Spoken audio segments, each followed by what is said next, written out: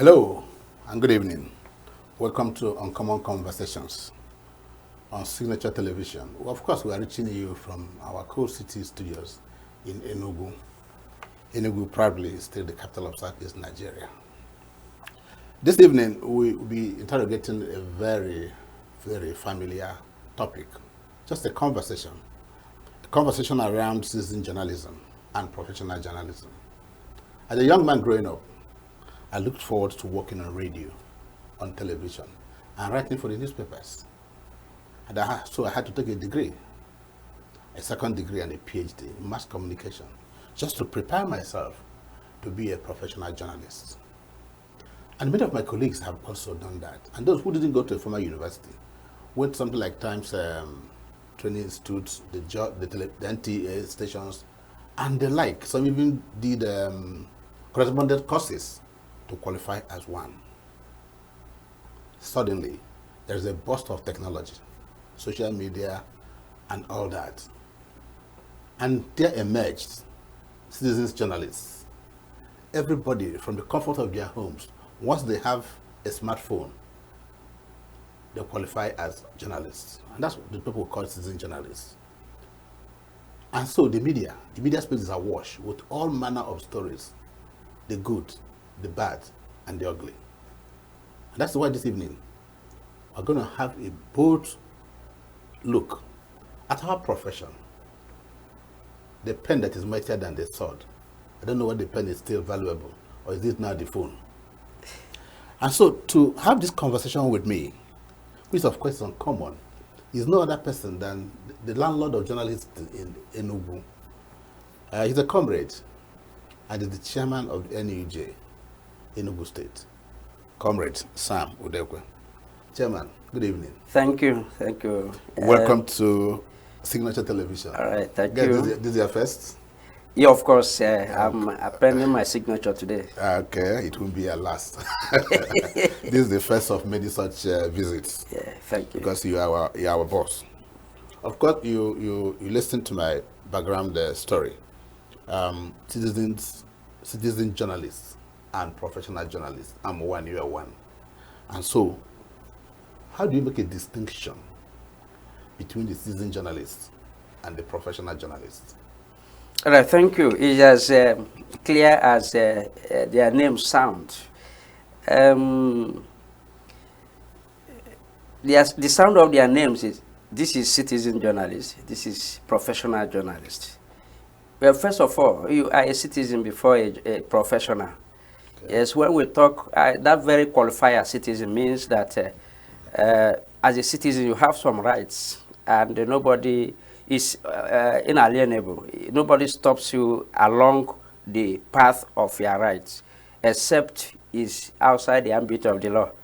And part of these rights is the right to speak, right to pass information, right to do whatever. As a citizen, you have all these rights. So, citizen journalist means that as a person with these rights, you can send information, you let people know what and what are happening around you as a citizen. And today is done courtesy of the technology that the technological evolution and revolution that we are passing through today. You have phone, you have all manner of gadgets, and you can do whatever that happens around you. The next second, split of second, is in America via your passage of information. So that's when we are talking about citizen journalists. Then professional journalists, the one you know, conventionally, people who are in the practice, formally engaged to do certain work of, information dissemination, especially using the mass media.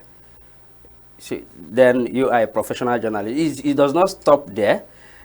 In the past, when professionals were yet to be churned out in the society, people with rare talents in storytelling, but must be brilliant naturally, were engaged in this practice of information dissemination via mass media. All these people that fall within that class were the journalists. They did not necessarily pass through the training, the academic training as journalists as we have today. So these, but formally engaged in it, this is their trade. Then they were these professional journalists. But today, as via educational evolution, today courses have been split out for people to undertake in formal university and other institutions of higher learning. And in this training, they are taught how these things are done formally, more than what used to be just raw talent of human beings that could do certain things. But this time around, from the talent, you are trained to become a journalist. Then you are a professional journalist. So from what I have explained in the past, professional journalists were not necessarily those who passed through the academic training in that area of trade, that is journalism. Today, in schools, journalism is learned. Mass communication, journalism, trade, all related courses in that area of mass media practice. So today. Yeah. Okay, I have a challenge. In the course of Call of Duty, you come across men and women who are good writers, who are good essayists. And so, because they can type, they can write, they can speak, they qualify as, they pass themselves around as journalists, information peddlers. My challenge is, if you go back to a village today, Sam, you will find a man, a pattern medicine dealer, who can mix, even during the time of COVID, they will mix all manner of drugs, and if you have malaria, it can be cured. Sometimes they undertake very small, little, minor surgeries in the village. They call them, the people call them doctors. But would those people at any point in time qualify to be pharmacists or doctors? Because they have the capacity to dispense that services. And if the answer is no, then because you can write, you can pass information, does that make one a journalist? No. From my explanation, you can understand that journalism does not end at writing or ability to pass information. It means more than that. So beyond the academic qualifications, so to speak, and training, what actually qualifies one to be a journalist? At least in your own constituency where you are the boss. Yes. So what qualifies one to be a journalist? Today, by the specification of our constitution, for one to become a member of NUJ, and those that are members of NUJ are these journalists. For you to be qualified, you must at least attain academic qualification of HND or BSc, yeah, first degree, HND or first degree in mass communication, or any of the related courses as any of these unbundled units. Yes, okay. The units of unbundled mass communication. Yes. Advertising. Yes. Creative writing, film and all that. Yes, those units of unbundled mass communication. If you have at least HND or BSc at least, you can be, in addition to practicing, in addition to being engaged in a mass medium where you do this job. One thing about journalism is not that, it's not just read. If you read mass communication today, and they go and sit down, you are not a journalist. If you read all these courses and up to today you have not been engaged in the practice, you are not doing the do, you are not a journalist. That is what is different there. Further, the Constitution specifies that if you read other courses other than like English or these other courses, like arts. Like political science? whatever it is. But you have been in the practice of mass communication, in the practice of journalism, in a recognized media organization for at least 10 years. Then you are required to obtain at least national diploma in mass communication or any of these courses. Okay. So if you add national diploma in these courses to your area of profession, your academic profession, and practice in a recognized media organization, you are qualified to be a member of NUJ. NUJ. Okay. Sorry, an addition is also, Yes. if you read another course that is not mass communication or journalism, you can also go ahead to do your postgraduate diploma in mass communication. And for you to do that, it must be, you cannot read biochemistry and you want to do PhD in mass communication, and you'll be offered. So it must be something. Okay, the subject combination. These courses that are related to that can offer you PhD program in mass communication or any of these courses. When you do it, you are qualified to be a member. Okay, whether you're qualified or whether professional journalist or what you call a citizen journalist, the issue is that information gets across to those who desire it, who deserve to have it. And I learned in the university that what you call gatekeeping, the gatekeeping theory. Yeah. That's number one. And then the agenda setting of the mass media. Would mean I'm a reporter here, and I've covered the story. So I sent that same story to the head office for publication, maybe in a newspaper, or to file in the television house like this. There's an editor who will be like a bridge to ensure that what you are sending is not offensive, so to speak, is within the ethics and norms of professionalism. Okay? Yeah, of course. That's what you do not find in those who now call themselves citizen journalists. Whatever they see, whatever they can type, they push it to the public, not minding whether it's going to cause some embarrassment, some disruptions. So the gatekeeping theory is not there. How will you, as chairman, react to that? Well, these citizen journalists, so to say, we call them journalists because just to identify the kind of thing they do. Yes. They are doing some things like the journalists. They are citizens who have the right to tell stories. But it's not as if it's a genre, is a type of journalism. No, it isn't. They use journalists or journalism to identify the kind of thing they do. They are doing those things that pertain to dissemination. Information dissemination. Dissemination. So they are called citizen journalists. So they are not practicing journalism. They are sending. It is a glorified talk your own set of people. Mm-hmm. So what it is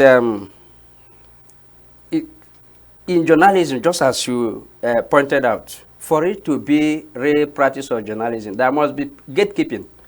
You don't just go and do whatever and you call it journalism. It is not passing through the process of journalism. The reporter has to do his own by gathering the information, doing the story, but it does not end there. You pass it to the next level where the editor will gatekeep it. If a story is well gatekept, then you see the sieved story that has that professional touch. That is when you begin to talk about journalism practice. Why it is gatekept is that, like our people say, that snake just only one person saw could become a python. So let another person see it, and let it be regulated within the ambit of the law. The professional ethics, the do's and don'ts. So all these things must be considered for it to be a real journalistic piece. That is why that gatekeeping is there. But these ones we are talking about, that we add journalism, citizen journalism, is when somebody wants to, because of the availability of these technologies, you can send, just like somebody is sending SMS, then you have seen somebody around, you capture it, you put it on air, online, and people begin to see it. Yeah, and you ask the question, what to do about it, what we are doing about it. Yes, we have been able to sensitize people to know the A from the B, that the ones that are from our people, the journalists. And that's why we are not relenting. It's not as if we are going to join the bandwagon of social media activities by doing whatever. So because you are a journalist, and these technologies are also available to you, yes. So you can you do well to make use of these technologies using the professional process of doing dissemination of information. And that's why today we have online journalists. Okay. That's why we have a chapel added by this constitution, the current constitution that came in force in 2022,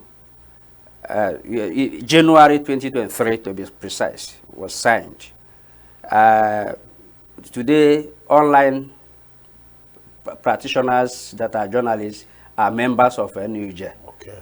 We have corporate online chapel. It's corporate because the media house that must be accepted as an online member of NUJ must be corporate. It must be registered, yes. For proper identification, and the people working there from must be people who are qualified to be journalists. Okay. And we have them today. Before then, it used to be the specification of the constitution was those working in mass media like radio and television, the newspapers. So these were the people called, and those who are working in information departments and the state and the federal establishments. But today, online is there, and we want to own it. Because when it is about information dissemination, it should be journalism. It should pass through the process of mass media practice. You understand? Yes, I do. That it be not left in the hands of people who do not know the meaning of what they have done. You understand? You do something, you don't know the theory behind it. You understand? That's why that the difference between the professionals and the intruders. So you know the theory behind whatever you have done as a professional. Okay, Chairman and comrade, citizen journalists have proven once, twice, 3 times, and many counting to be useful in certain information dissemination. Journalists cannot be everywhere. And you could find one in a remote area witnessing an event who then either films it, uploads it, and the professional journalists can pick from it and develop further into a powerful story. So that means the citizen journalist is important. In your view, how important are they? Yes, nothing is entirely useless. When we are talking about the economic importance of anything, we also talk about those negative aspects of those things, because people also earn certain advantages from that negative effect of what one has done. So, but in citizen journalism, much as they do it indiscriminately, you can sieve out certain things that are very useful. Just as you have said, if a story, not well modified is sent by a citizen journalist, as we call them, and you run into that story, it's a message, it's an information. You were not there when it happened. You can elicit further investigation. Yes, so it behoves you to look at it very well. You investigate. Today we have certain applications we use to find out the veracity of any story. Fact checking. Fact checking, you understand. So as a trained journalist, you also know this. for you to start using the raw thing you saw on online, you have to use this mechanism to find out whether. So it is useful. The practice of these citizen journalists is also useful, but it is good that people are careful about it. Even the innocent audiences that run into these stories are also sensitized. We tell them, if you see a story that is not from a verified, source, you look at it 2 times before you start peddling it. But you see, all negative stories are very attractive. When they see that thing that is negative, so this is happening, they are fast at peddling it as rumors, and sometimes because it is coming through a gadget like this, from somewhere, it is something that it looks very corporate to use phone. You understand? Say, we saw it online.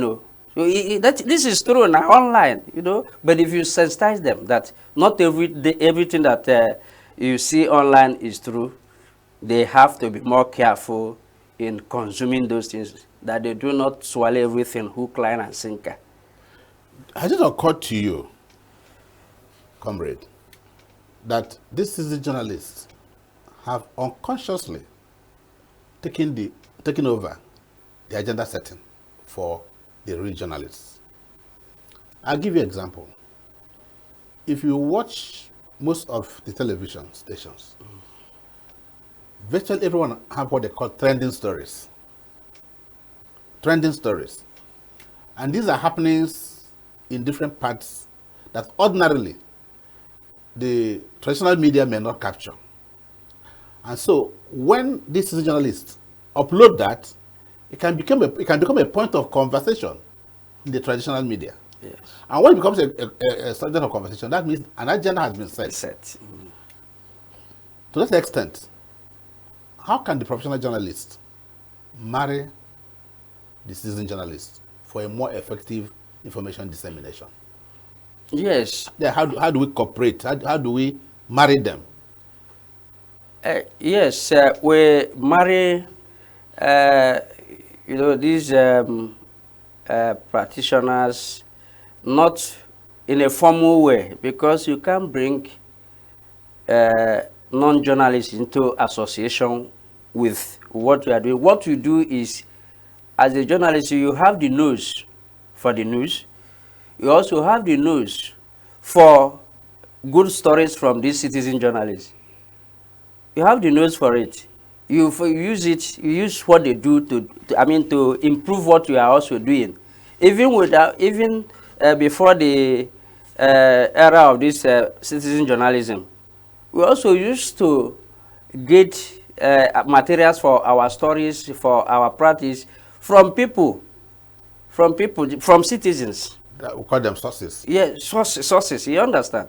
So the same way, we use these citizen journalists to gather stories, gather ideas, facts, certain things that we use, to generate even journalistic piece. You understand? So certain things you hear from these people, you can use it, peg on it, and you start doing some journalistic work. So we incorporate them not formally. The only way we have done formal thing using the technologies of today is by ensuring that we use these available technologies. Journalists operate these things and they are known as journalists. It is very important to also recognize the advantage accruing from the activities of the citizen journalists. If you must improve today, because certain times you see when a horrible event happened and somebody just captured that scene, where a madam, a mother is maltreating a house Yeah. help, and somebody will capture it and throw it, I mean, to the online, and you run into it. You have to investigate and know the, I mean, because what is true, you always know it. Something that was captured raw and you saw it, you begin to use it. We use such things. Of course. Yeah, so it's useful also. Several child molestation, Uh, domestic molestation, Yeah. child abuse have all been actually uploaded Yeah. by citizen journalists. Of course. Now, I'm going to ask you a question. Do you think that citizen journalists pose a threat to professional journalism? Yes, there's a threat because there is already a confusion in society. If you, so nobody, some of them, especially those who are not well informed, won't know the one that is true. When you are telling a story, you may be telling the true story, but they may believe more in that one initiated by the citizen journal because there are negativities there. People want to hear these negative things. When you want to tell the story with regulation, using, bearing in mind that there are ethics and laws of journalism, you are using it to tell the story. They will look at your own as being doctored, not knowing that you are doing it professionally. They will say, we heard that we are 100 persons were killed, and you are now telling us that is not no fewer than 50 persons. We are killed. Because even the person that is telling you that 100 persons were killed didn't take any count, couldn't have gone into that field and be counting dead bodies. The person didn't do it, but you see 100, over 100, you still do it. But accuracy is sacrosanct in journalism. Accuracy, truthfulness, and all the facts. You understand? So you are using these elements to tell your story, but this other person is a raw person in that practice. He just told the story 100 persons when he did not take any count. Yes, that takes me to balanced reportage. You know, if you're a trained journalist and perhaps you are following a story, and the story, somebody has said his own side of the story, it is incumbent on you that you should talk to the other person. Yeah. And that when you've done that, you said, this man had done that. However, when our reporter got to that man, so you balance the story. Yes. And he's developing. The citizen journalists, they don't do that. They don't. And that's a bigger threat. The danger of a one-sided story. Yeah. That's what it is. And since you can't punish them, how are you managing these quote and unquote very fake news stories that emanate from these people? Yeah. So what you do is do your own better. Try to convince the audiences that this is what it is. And try to, from time to time, sensitize, go into certain events of telling the public what actually are happening by doing your own very well with actualities, and people will get to know it. You understand? You can't punish them because they are not within the bit of your profession. Our profession. So, okay, comrades, we're going to take a short break. When we come back, we're going to continue the conversation around ethics, around what our colleagues are doing. Breaking the law, we'll talk about white envelope, black envelope, and the rest. Those things that bring our profession to a little kind of disrepute. So don't go anywhere. We'll be back shortly.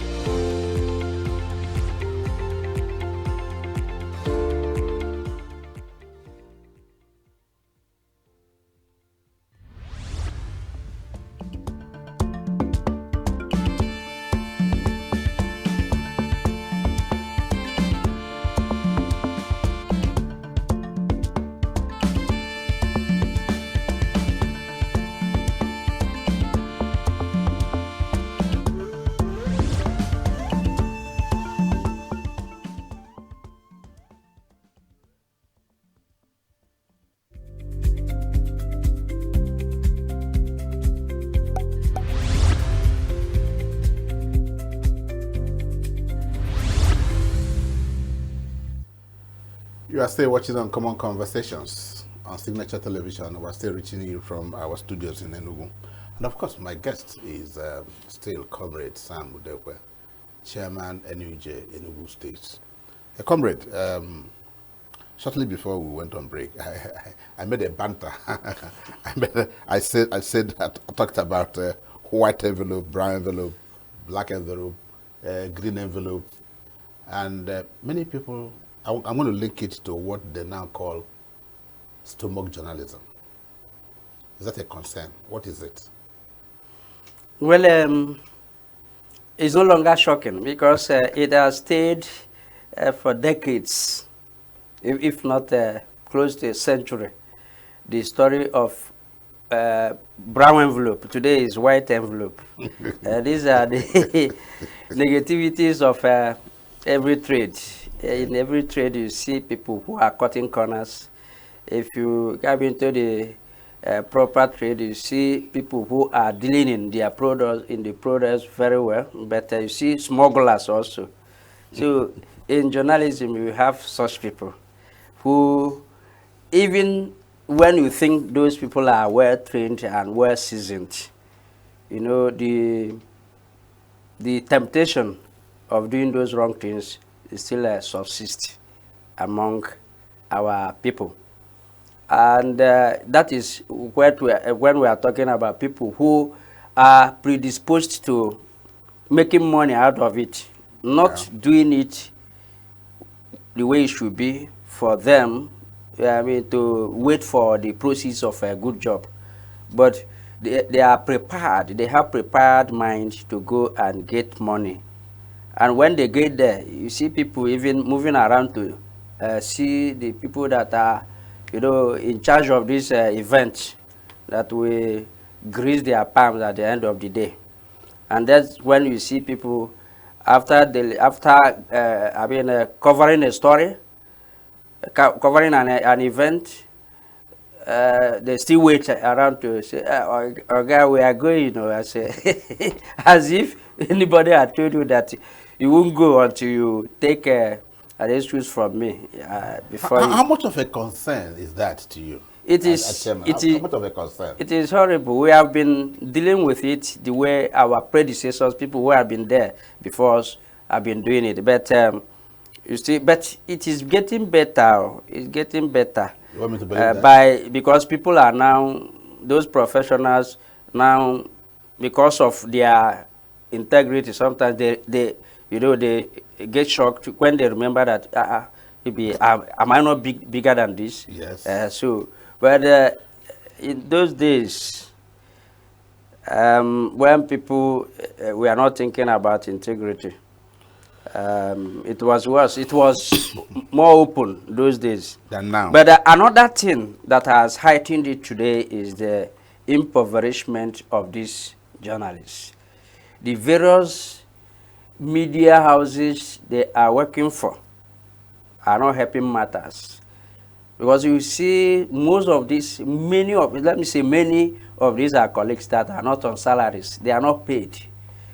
Essentially, okay, let me not particularize it. No, don't. So, you see journalists who are just giving identity cards of those media houses to go and practice. Some people, they got really call it, this is your meal ticket. So that's survival of the fittest. Yes, so go out there, use this meal ticket as it were, to get what you eat. So when they go out there, knowing full well that they are not paid at the end of the month, what they do is to use that opportunity. Oga, while we are doing this story, please, Oga, you know, we are doing this story. Okay, it will be out tomorrow. You will hear it. So all these stories are for the man to know that there should be gratification for them to do it better.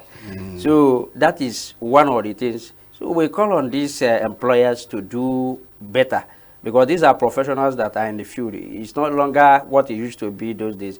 Somebody who went to school and you know, got prepared to do this job for you. You know, the dignity of human person means that you have to deal with that person what he deserves, not anyhow. So and then even if it is little, you let the person be placed on salary, and you should understand. So when you tell you have just told you are worker that you go out there, I'm not paying you. Go and use this, and this is your implement. Go and use it and work for us, gather stories for us, let our newspaper or whatever, our content be rich. How can it be rich? The person has to enrich himself first of all. Okay, Chairman, there's another disturbing fact that I've witnessed, and it's more with online journalism. And even again in the print, and not what you call a copy and paste journalism. A story breaks out. Journalist A goes to cover the story, writes the story.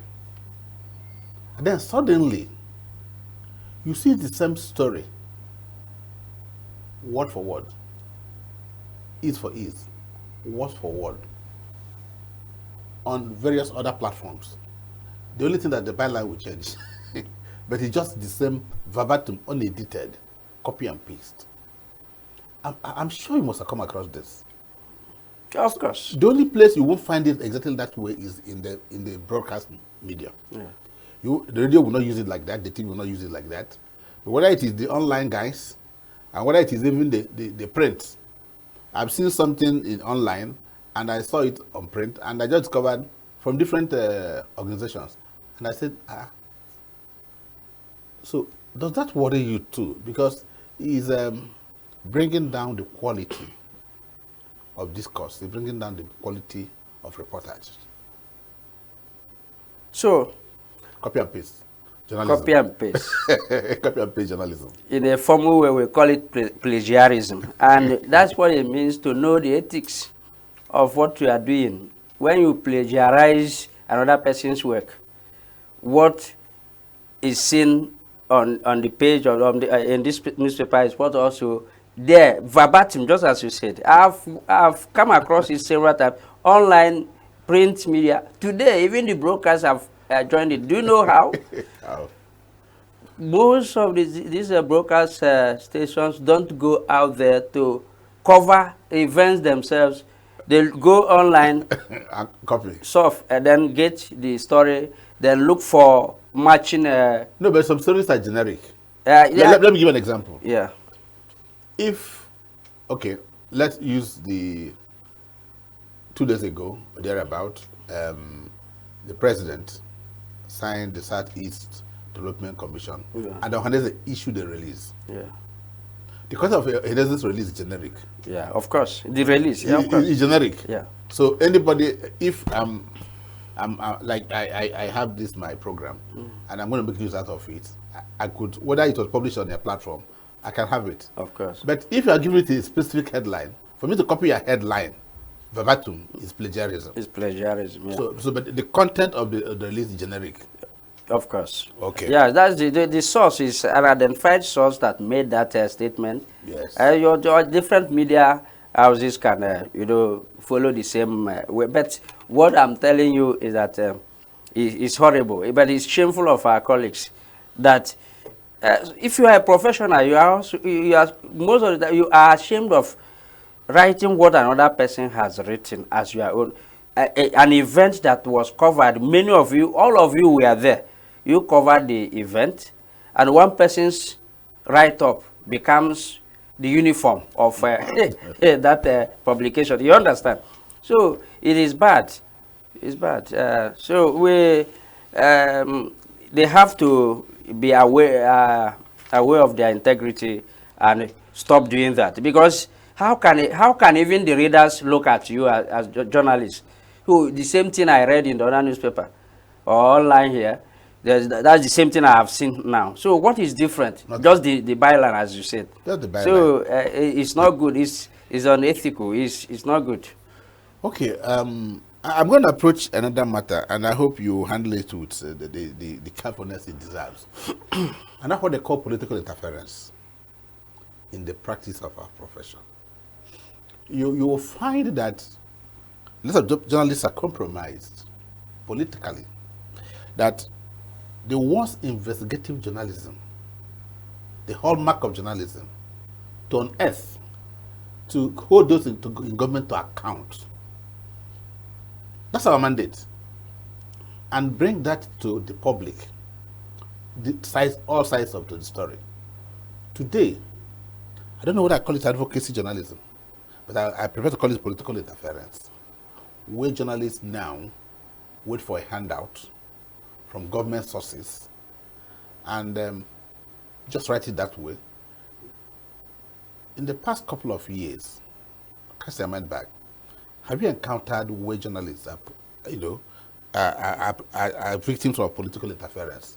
Meaning that they're not doing their job, that we should do that because politicians have one way or the other compromised them. Of course, it happens. Up to today, it happens that politicians want you to do that work the way they want. You are operating within their areas of authority, and there are laws all over the place. And if you don't do it the way they want, even when you refuse to take the gratification, your life is threatened. It happens. And it is not just today. Those days also, even when investigative journalism was thriving very well, our dogged colleagues that went out of their way to do the writing were also victimized. Today, due to pecuniary interests, people, the economic situation today, and you see that it is juicy to be in the good book of these politicians. Our colleagues are, roped into that behavior. And I, much as I blame our colleagues, it is these politicians, they should be more responsible. When people are doing their job, interference is not the best. If that, even the medium that is publishing your story that way is known for that, how many persons do you think will believe that content? The stories this medium, tells about you, because they know that it is always compromised. So allow them to do certain things objectively. Sometimes when they do it, when your story is found there, they know that it's from a very nice media house, and they will believe what that story that is told about you. So they should allow us to do our job, the way it should be. We know that. Somebody, you're sounding beggarly. You're sounding beggarly. They should allow you. Let me put it this way. If somebody elected a governor, yeah, he swears to an oath, and it's derived from the Constitution, and somebody is a speaker, and somebody works for government, and you derive your power from the Constitution to educate, to inform, and to hold those that were elected to account. And we have now got into that restraints of the politicians. You are saying that they should allow you do that. Sounds beggarly. Of course. Why I sounded that way is that I was hoping you're going to ask your men, do your job. That's your professional duty. Yeah, of course. I know they are expected to do their job the way it is supposed to be. Because just as you pointed out, we derive our powers also from the Constitution to hold the government accountable to the people, to serve as watchdog of society, mounting surveillance on the society. So that's what we do, ordinarily. But when you are overwhelmed by these politicians, so why I sounded that way, is for them to know that we also have our rights to do our duties. If they have more power over us by that influence, wielding that influence against us, sometimes we are subdued into certain acts that are not supposed to be. Just as, because you derive from the past examples where people had their lives ended by, going against this issue. And you may not know who was responsible for the person's sudden disappearance. So that's why I said allow us, so that we do our job with unhurt. You understand? Okay, are you worried about fake news? Fake news is no longer about the citizen journalists who write or verify it. Are you worried that even professional journalists have taken delight in publishing fake news? Of course, of course. Some people are paid for that. That's what we are talking about, political influence. So you have sanctions for them? Of course. That's why we have, when I mean, any publication, any broadcast is malicious against you. You know, something that never happened. And our colleague, you know, went out of his way to do a story that is not true. I mean, especially if it becomes something that in the public domain that this thing is not true, the person has a common pants. The disciplinary arm of the NUJ, does it still work? Of course, the Ethics and Disciplinary Committee, its life is as long as the elected executive of that time. How many people have you tried? Huh? How many people have you tried? We've in the past 2 years, there was You may not mention the name. no, there was a report submitted by that Ethics and Disciplinary Committee of our state council here. One report has been submitted, and we are working on it. It has been submitted, and there is a sanction spread out for that person to enjoy, as it were. So, Okay. and I thank that committee headed by Comrade Sabasino Kafo. And that's what we do. When they remember that that thing is, sanction is waiting for them at the end of the day, all these unethical behaviors will reduce drastically. They don't go out there to do whatever they want. So we have all these things in place. Government stranglehold on broadcast organizations. Until I think that one court had just said that the Broadcasting Commission has no right to impose sanctions. I do not know to what extent or that had been brought to your notice about the very extraordinary sanctions that have been given to journalists doing their duties by the NBC. And what's your take as chairman of this stronghold? Either you do a story, government will threaten to revoke your license, pull down your houses. At the time it happens somewhere in your state. Okay? We've not really have it around here, but it's a concern that when you do a credible story, I know one journalist here some time ago, I won't mention names, that did a certain story about cholera in a state, and and the power that be there said he was exposing the state to ridicule. But there was cholera in that state. They wanted that, so the guy suffered, but eventually, so how much of this do you think is affecting our profession? Government control of the broadcast media, government Undue control. Yeah, by state and all that. Yeah, there are agencies charged with regulation of practice, but what we are talking about is undue control. Even when it is not the place the government should come and sanction the broadcast station, all this electronic media, they come to do that, just like the story of that cholera report. Yes. Actually, there was cholera there. Yes. It was objective of that journalist to report that there was cholera. And the government didn't want people to know that there was cholera in the They state. are talking about bringing the image of the state to disrepute. So they are not talking about the alert raised by that journalist for people who are traveling to that state to get themselves prepared very well, so that you shield yourself against that infection. So that is it. That's what we are crying out against. It's not as if it's not good to regulate. Without regulation, there will be indiscriminate acts, in the practice. But they are doing it too much. you know, slamming huge amount of money against broadcast stations that you do not know whether they even have that thing in their coffers. Okay. To cough out. I want to talk about professionalism.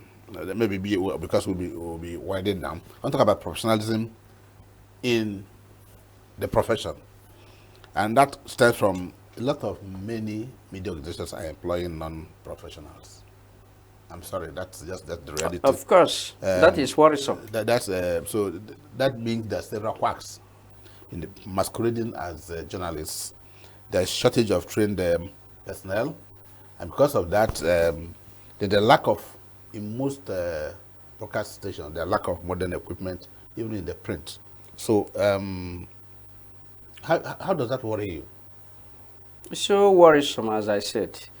Talking about quacks in the system, it is not their fault. It is the fault of the employers.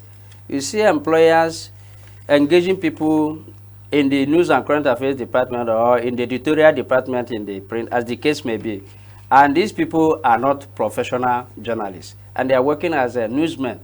So it is these employers that engage them. But what we do, some of them are very smart, they are very brilliant, and they do it manageably.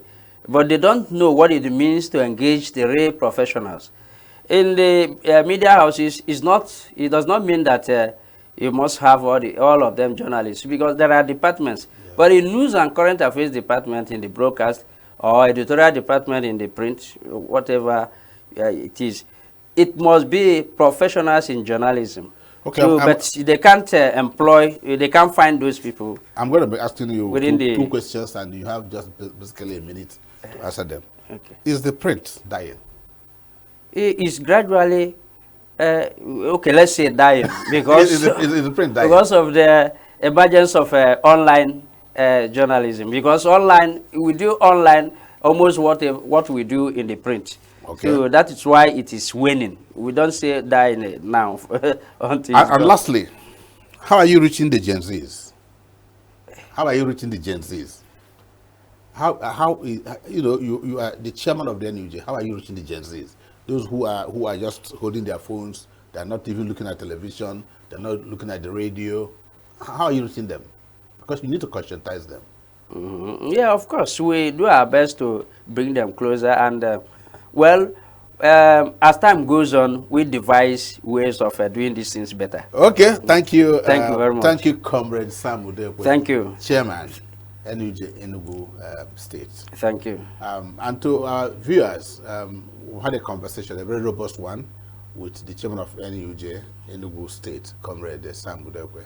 It's been a wonderful session. Join us same time, same station next week. Thanks for having me. Thank you, viewer. Yeah.